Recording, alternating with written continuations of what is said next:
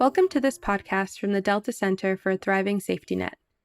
The Delta Center is a Robert Wood Johnson Foundation funded initiative launched in 2018 that brings together primary care associations and behavioral health state associations to advance policy and practice in their states.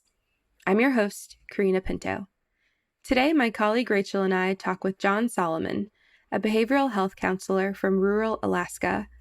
We chatted about the importance of expanding the telehealth system and reimbursement policy to support these services that increase access to care, especially for communities that have been historically marginalized.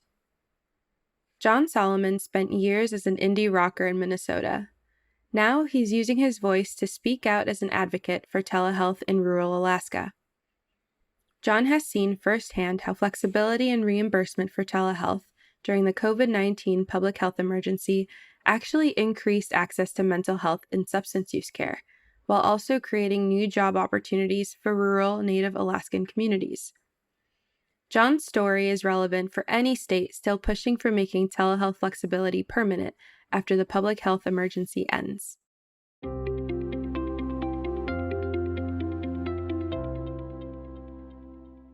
Hi, I'm Rachel Toby, and I am the director of JSI's California office, but I also co-direct the Delta Center for a Thriving Safety Net. And Alaska has been the state that I have been coaching in this phase of the Delta Center, which has been a thrill. And they are the ones that introduced us to you, John, in particular because they've been working on telehealth policy. And they said there's no one that can connect the actual on-the-ground need for telehealth better to the policy of expanding reimbursement for telehealth services than John Solomon. So that's what brings us to you today. Wow, big introduction there, I guess. So I'll just introduce myself then. My name is John Solomon. I am a licensed professional counselor, but currently I'm the behavioral health director for a tribal health organization. It's called Maniilaq. I'm based about 30 miles above the Arctic Circle. It's a region about the size of Indiana, so a very large region, but we are not on the road system. So what that means in Alaska is if you want to get from village to village, you have to go in a bush plane. The tribal health organization for our behavioral health program, we serve all of the people that live here. It's about 95% Native Alaskan in the villages. It's about 80% Native Alaskan in the village that I'm based in, which is Kotzebue, Alaska. There's 12 villages that we serve. They range from 100 people in the village to we have a couple that are up to about 1,000 people. Kotzebue is about 3,000. So we're the big city. I came up to Alaska actually only about 3 years ago. I came up to be a therapist for the villages. And so initially I was coming up so that I could fly by bush plane into each village and do substance use counseling, trauma counseling, basically any sort of counseling that was needed in a village. I was the one-stop shop. I had a backpack and a sleeping bag. And you'd bounce around to the villages, and whoever walked in the door, I was going to be the person they were going to see. Do you mind sharing a bit about what drew you into counseling and recovery? And then we'll get into kind of the weeds of telehealth and the villages. So like a lot of folks, my first interaction with counseling was that I was going through it myself. So I'm in recovery. I think I've crossed it's 11 years plus right now. So that's a good place to be. But I was a drug addict. I was a musician. I fell into what a lot of musicians fall into. So I ended up going to Hazelden Betty Ford, which is a treatment center. I was in Minnesota.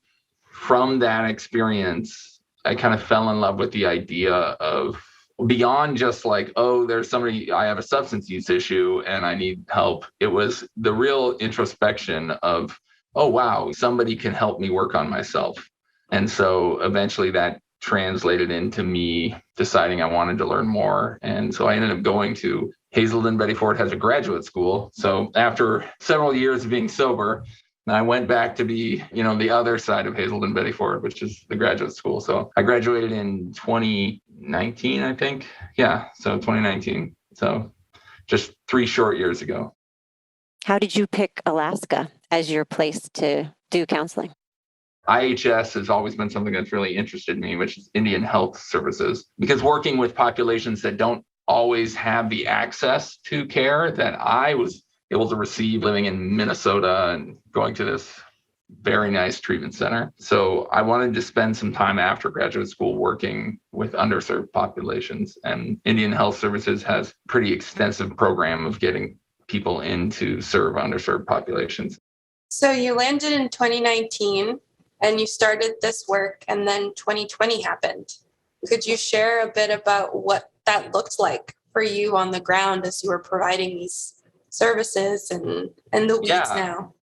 Yeah, so it was very interesting in the fact that, it was interesting for all of us, but where we're at, we were aware of telehealth in a way that's different than the lower 48. I think the lower 48 thinks of telehealth as ease of access, it's more convenient. But up here, there are times that we have to use telehealth because of crisis and emergency and just access at all. So we are aware of telehealth in that way. We had some ways that we could do it, but it was very regulated, very structured. A lot of what we were doing was not reimbursable. It was just something we had to do. So when COVID happened, I think we were uniquely set up to pivot quickly because the clientele were a little bit more used to the idea of like, hey, the doctor or the therapist or something is not going to be in front of me. It's not unheard of for them. At the time, they were going to the clinic to get on a video screen to see us that were in another clinic somewhere else. So there was some familiarity with it.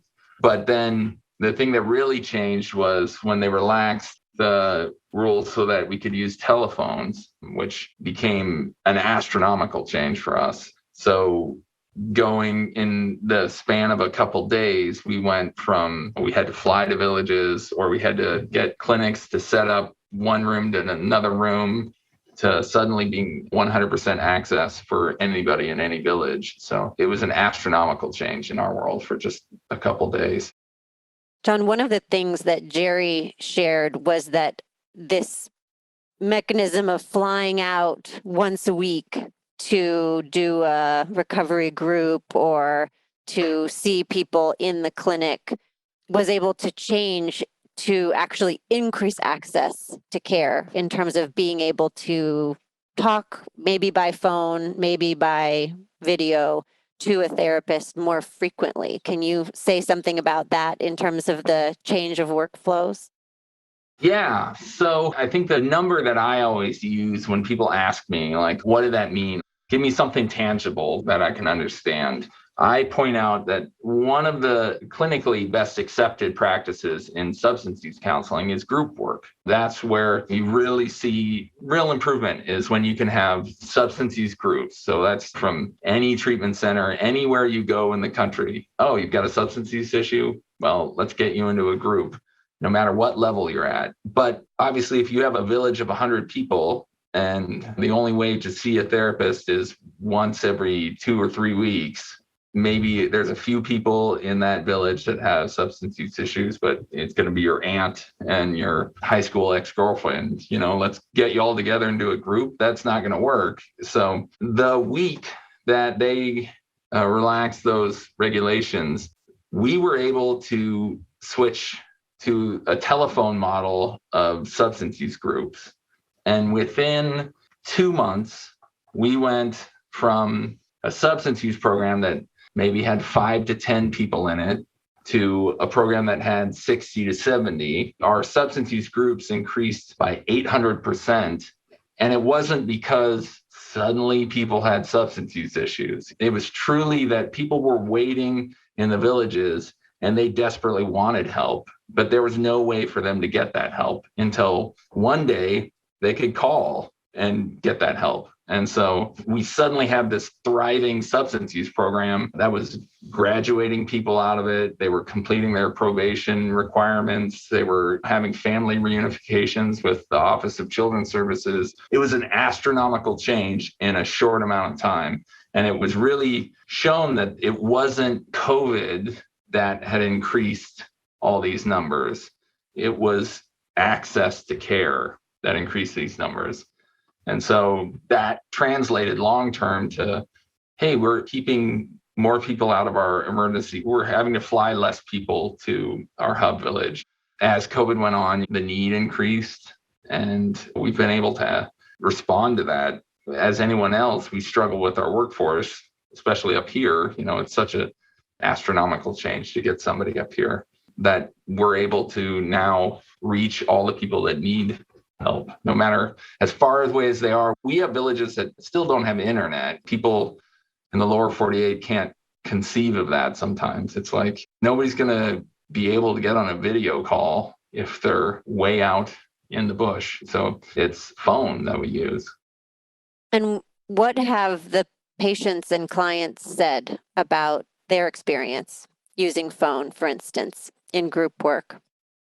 It's been really interesting because culturally speaking, where we're at, it tends to be a much more reserved population. There's not a whole lot of sharing of emotions, and there's very much a reserved way of interacting with people. It's very family oriented. So you're not going to open up about the issues you have in your family because it's very important to support family. And so suddenly, though, you could get on a phone and you didn't have to look at somebody in the face to talk to them. You didn't have to make the eye contact. The things that, as a lower 48 therapist, eye contact, body language, all these things are part of therapy, but it's completely different up here. One of the things I noticed as just a therapist at the time was I had a village where sexual assault was a real issue. It's a real issue up here in general because a lot of it is substance use related, a lot of trauma, generational trauma that comes down.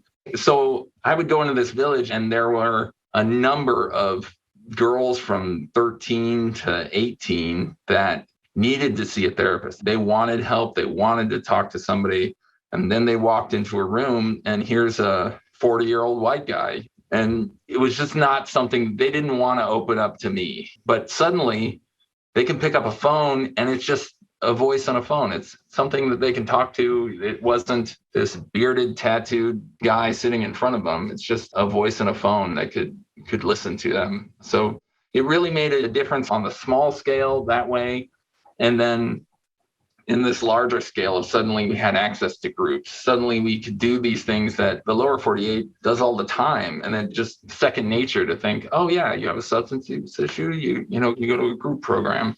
Where up here, it was the first time that people got access to this. So the clients have loved it so much so that, we started to track what their preferences are because we want to give them the experience that they want. And we've seen it's an informal tracking that we're doing right now, but it's roughly like 60% of people want telehealth. That's what they want. I just want to do telehealth. And that's 90% of that is phone. And then there's like 30% that are, it doesn't matter, I'll do either. And then there's a 10% that are like, no, I want to see somebody in person. Well, that's something we can do, like 10% are like, yeah, no, I need to see somebody in person. Well, great, because now we're going to be traveling to villages and we can definitely handle 10% of the clientele that just need to see somebody in person. 100% of the people we could not handle. So our numbers have gone up exponentially. Our staffing has gone up recently, but for a long time, we were just covering that with the same amount of staff. It just suddenly gave us this ability to, instead of spending our time getting in a plane and sleeping in a clinic, and we were able to meet the needs of the people in the region. Can you say a little bit more about the experience of the therapists, you and your team that you were supervising, in terms of, did they feel as clinically effective? And in terms of, we hear a lot about provider burnout in these times as well. Was the work as satisfying for them as providers in being able to provide more services to more folks, but not in the way that they had been used to doing so previously?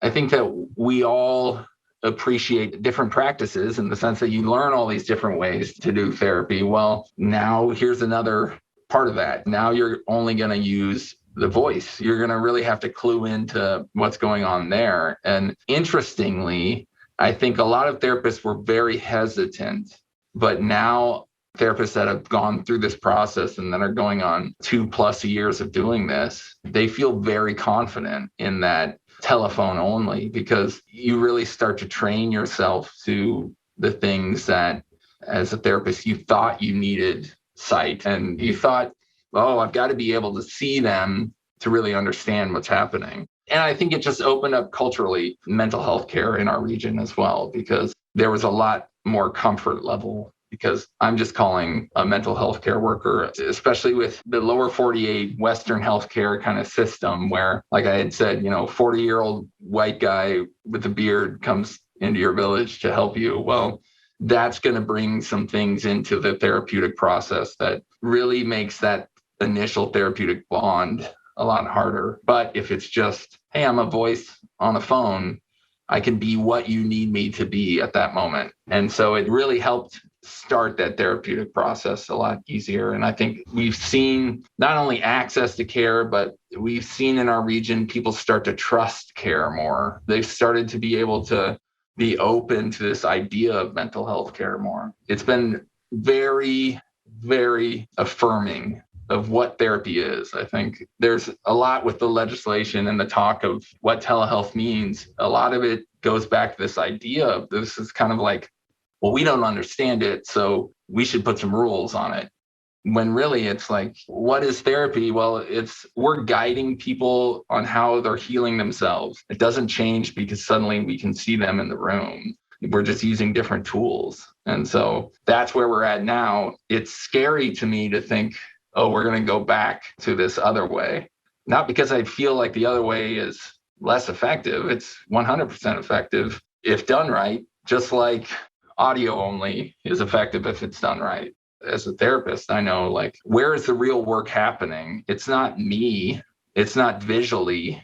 That's not where the real work is happening. The real work is happening internally with the client. I don't need to see the client to say, how does that feel in your body? Like, where do you feel that? What's happening physically?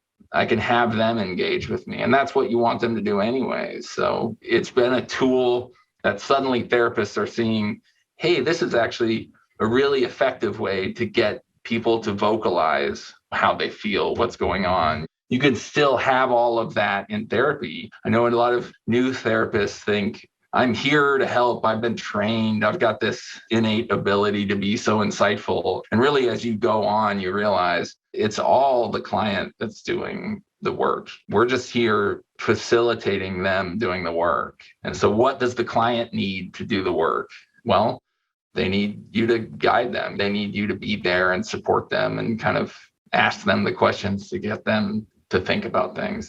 When it comes down to how we should regulate it, what should be reimbursable, I'm always like, well, why are we asking these questions? What's at the heart of these questions? Is it because we don't trust mental health care? If a doctor says, hey, you need to do this, are we going to say, I don't know if you need to say that or you need to say that in person, because saying that in person is going to mean more than saying it over the phone. The work doesn't happen. We love to say like it happens in the room, but it's not like the physical room. The room isn't doing it.